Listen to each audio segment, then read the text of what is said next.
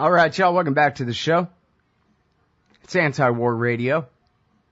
I'm Scott Horton. I'm happy to welcome Steve Horn to the show. He's a writer for Truth Out. At Truth, I'm not sure why, but -out.org. Truth-out.org. The article is called Top Oil and Gas Executives Had Major Presence at Bahrain Conference. Welcome to the show. How are you doing, Steve? Good. Thanks for having me. Oh, I'm very happy to have you here. And I guess you mean top American oil and gas executives were included in this, huh? Yep, both American and global, which, as the article kind of showed, they work together. So, yep, they were all there. Right. Now, the larger context, of course, is the majority, or at least a substantial segment of the people of Bahrain's attempt to participate in the Arab Spring and ask for a little bit of self-government. They really just wanted a constitutional democracy at the beginning anyway.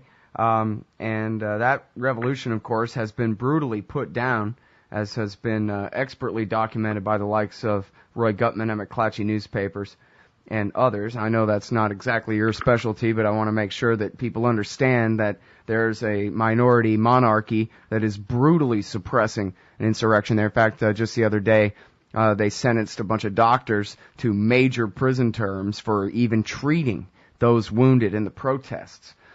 So that's who's running things over there, and in whose interest is the subject of your piece here. So please tell us about this conference. Sure. Yeah, that's exactly right. I'll add a little bit to that. So what happened is after the uprising started in February, roughly a month later, once people were camping out in the city square in Bahrain, Pearl Square, not exactly sure on that, but once that happened, there was an emergency meeting called by the Gulf Cooperation Commission, the GCC, which consists of Kuwait, Bahrain, Qatar, UAE, Oman, and Saudi Arabia. So the leaders of those countries got together and decided that there needed to be a crackdown of this democratic uprising in Bahrain to quell it and make sure that things as they exist don't change.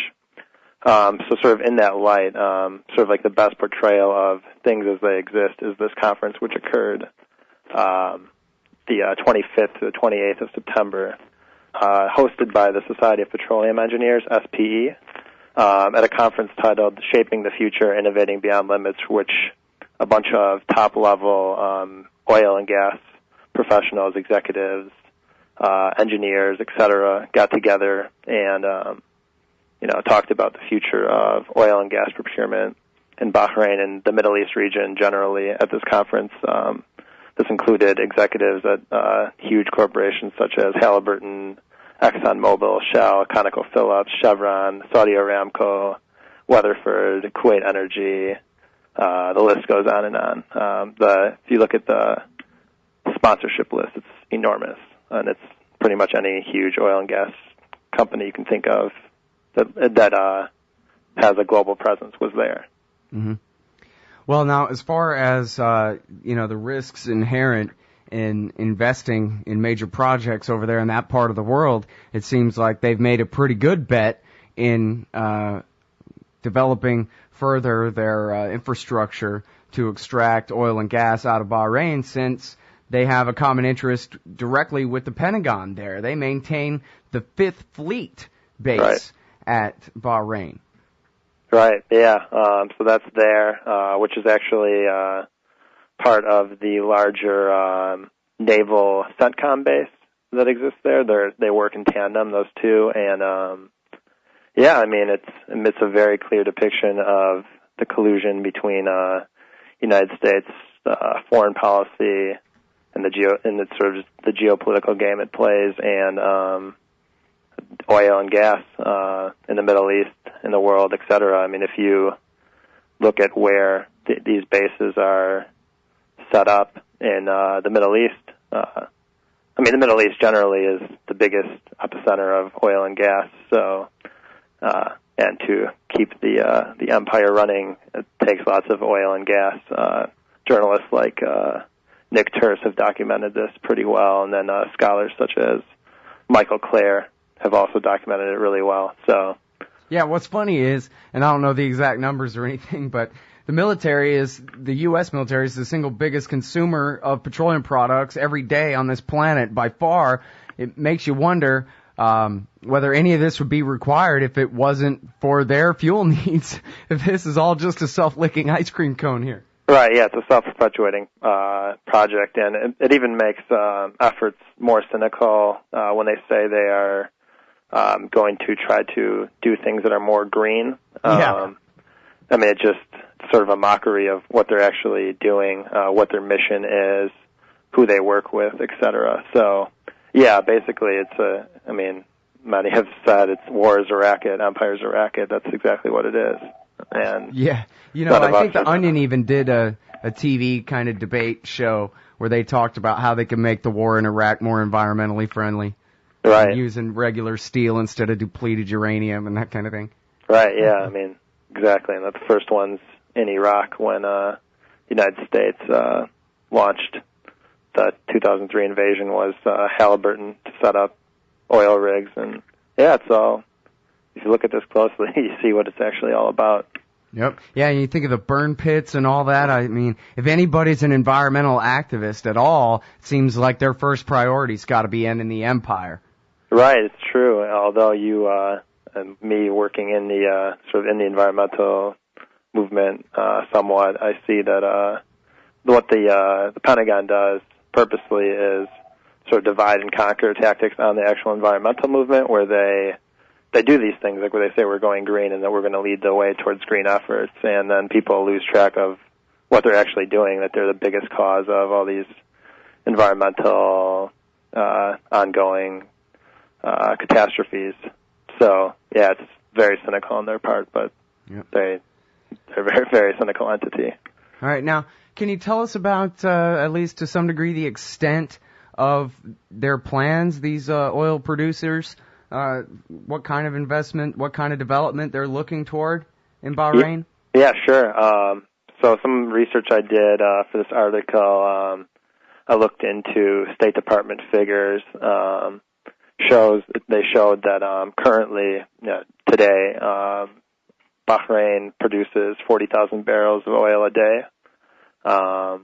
Then a March article written by London's Telegraph showed that Bahrain is aiming to produce by 2017 over 100,000 barrels of oil a day. So that would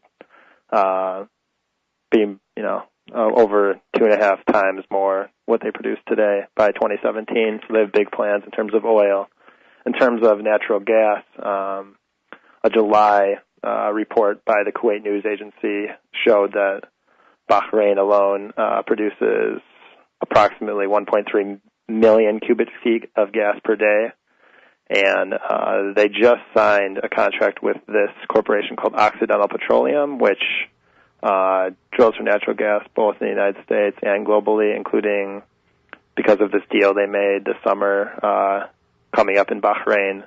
And they hope to produce 1.6, so right now it's 1.3 million. They hope to produce 1.6 billion cubic feet of natural gas per day by 2014. So if you look at sort of what their goals are based on petroleum and gas procurement, it becomes pretty evident why it was in the oil and gas companies' worst interests from a financial point of view for there to be a democratic uprising in Bahrain.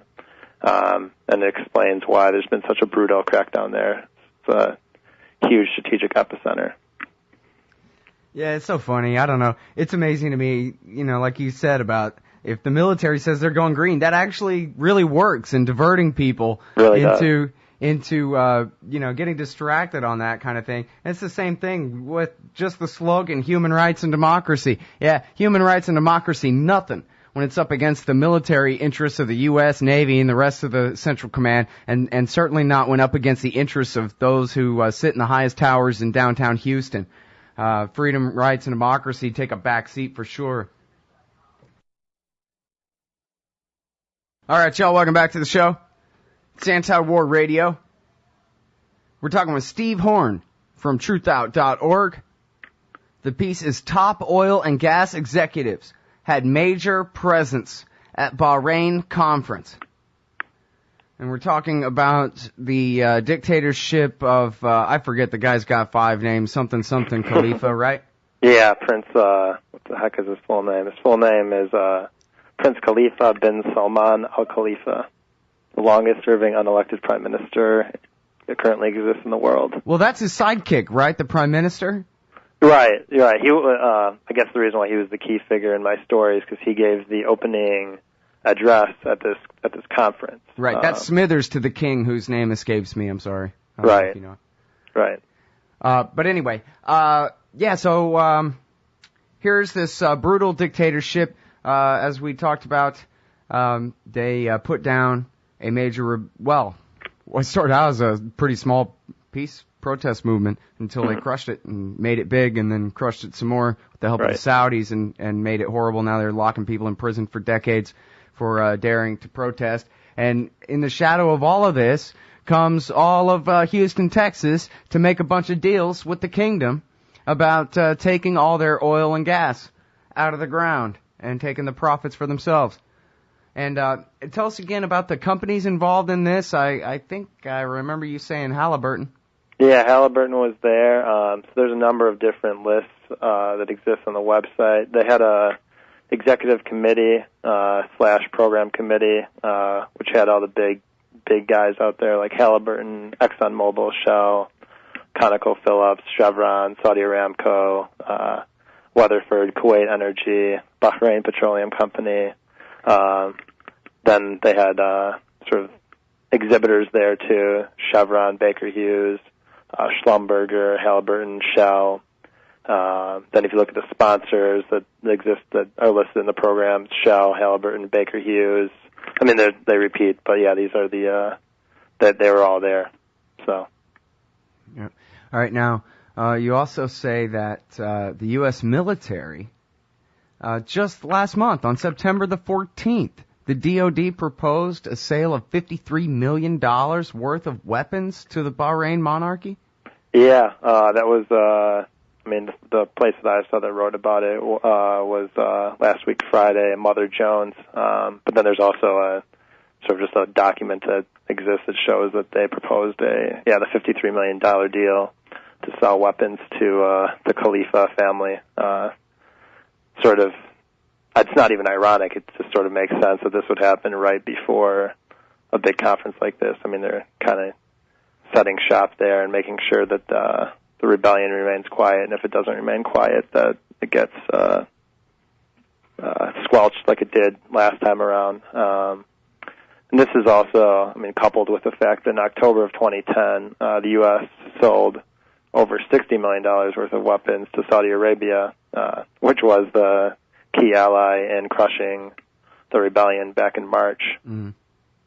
So, yeah, you look at all these things combined, and it's pretty clear what the U.S. mission is in the Middle East.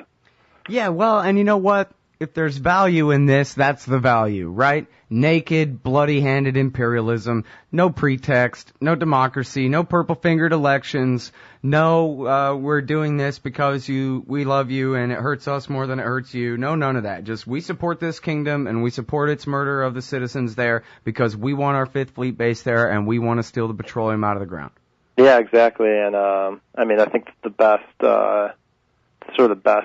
documentary of late that I've seen on the topic was done by Al Jazeera English. They had something called Bahrain Shouting in the Dark, which makes clear everything you just outlined, and the role that the United States plays in just making sure democracy does not exist in the Middle East. Yep. And, Admiral Mullen, he said on Meet the Press, they asked him, well, what's the difference between Libya and Bahrain? And Mullen said, well, simply Bahrain's our ally. Mm-hmm. Yeah, and, they had just the fact is that, Gaddafi wasn't a reliable enough source of, to keep the oil and natural gas flowing, so. Yeah, he's a bit too eccentric, that Gaddafi guy. Right. Had his own goals. Right. And I mean, yeah, obviously the clearest example of unreliable collaborative elites is 1953 coup of Mossadegh in Iran. And Iran is still being is still active targeting of Iran today. So all these different propagandistic stories about why Iran is a threat. But the reason why Iran is a threat is because they've nationalized their oil, and they won't let these multinational oil and gas corporations come in and profit off of it. So that's why, if you look at the bigger picture, it's pretty clear that that's the reason why they're the threat. There's no evidence of a nuclear threat from Iran. So yeah, it just fits in with this broader picture. Yep. Yeah, well, you're certainly right about that. Although I might add, just their defiance in general, oil or anything else. Noam Chomsky pointed out that they treat Cuba the same way. They don't have any oil. They don't have much to steal, a little bit of sugar cane. But it's the principle. You cannot declare independence from this empire, or we will take it out on you, and we'll never lift our embargo. Never, ever, ever. Right. Yeah. I will add though, with Cuba, I don't know all the details, but there was a recent, I think this year sometime, a discovery of offshore oil in Cuba. Oh no, yeah, I think you're reminding me of that. Yeah, so I mean, it's always hard to divorce. Bad. Yeah. Bad for the future. Well, I'm reminded, this whole conversation reminds me of this Cato study from years and years ago, I think in 1996 or 7 or something like that, and, just back during Bill Clinton's blockade and all that. And they talked about how we spend twice as much on securing our oil in the Middle East with all our Defense Department and State Department intervention as we actually do on just buying the oil. We could just buy it all. If it wasn't for this whole concept of military strategery and, making sure that the Chinese don't control it, or making sure that this, that, and the other particular corporation based in Houston are the ones that get to make the profits off of it, the American people would save. If we would just get out of the Middle East and just buy it. It'll be for sale. It's a literal liquid on a global market. Right. Yeah, I mean, that's the whole, sort of the scheme, but also, there's bigger picture also. I mean, if the case was that, we need the oil from there. There's plenty of natural gas being drilled right here in the United States. The whole thing is that they're drilling it there, they're drilling it here. Wherever these corporations see profit, they run towards it. Human rights be damned, including if it's dangerous to the people that live in even the United States, the people who live in those areas. So that's the bigger picture. Including, I noticed and earlier you mentioned, it's in your article here, about Occidental Petroleum. Yeah. And their interest here. That's Al Gore's family backers there. Oh, really? Which you say are all behind the fracking all across the United States and California, Colorado, New Mexico, Texas, Oklahoma. Oh, I didn't know the background on that. Well, I don't know how recently they've been donating to Al Gore, but certainly they were his father's backers and backed him at least in the 1980s, when he was running for president, I think. Oh, it's amazing. We'll have to go back and do a little research maybe before I make too many broad accusations, but still. Yeah. I mean, if that's the case, that's potentially pretty damning, but... Yeah, in fact, one guy asked me, what do you think would have happened if Al Gore was president? What do you think he would have done after September 11th? And I said, well, he would have blamed it on the FARC and invaded Colombia, because that's where Occidental's interests are, Right. I think it makes absolutely no difference about who, based on this system of blood and oil, blood for oil, has been in place since, doesn't matter who's been president, if it's a D or an R, it's been in place since 1945, at least, and it became official U.S. doctrine via the Carter Doctrine in 1980, where any threat to U.S. Gas or petroleum procurement in the Middle East was deemed a national security threat and makes it eligible to go to war for it. That was outlined in his 1980 State of the Union address. So this is nothing. It makes no difference. It's all mirage. If he would have been president, if she would have been president, et cetera, et cetera. The key issue here is that we have a system right now that is a self-perpetuating system of oil and gas profiteering at a global level. Mm-hmm. Well, yeah, Greg Palast from the BBC even said that the coup against Chavez in 2002 was because the NSA had overheard Saddam Hussein and Muammar Gaddafi making a deal to lower the price or raise it or something, and so they made the move on Chavez. No surprises. National security, Yeah. All right. Hey, thanks very much for your time. Really appreciate it. Very good. Yeah, thanks a lot, Scott. All right, everybody. That's Steve Horton. Check him out at truthout.org. Top oil and gas executives had major presence at Bahrain Conference. See you tomorrow.